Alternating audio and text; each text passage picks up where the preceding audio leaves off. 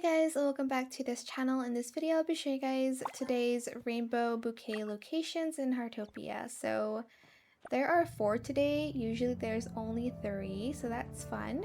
The first one will always be in front of your house. The second one is in Windmill Flower Fields. Here is where it is on the map.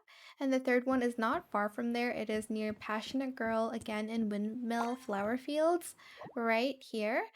And the last one, the location is kind of all over the place because when I went underwater, it was just there.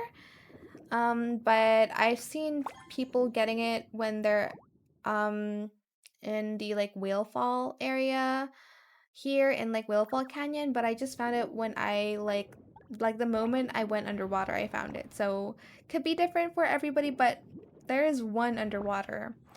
So that is it for this video. I hope it was helpful for you guys. Don't forget to like, comment, share, and also subscribe to this channel if you haven't done that already. If you have any more questions about this video, just leave it in the comment section down below. I'll try my best to answer them all for you guys, and if you found this video helpful, please click the thanks button as well. That is it. Thank you so much for watching. Bye!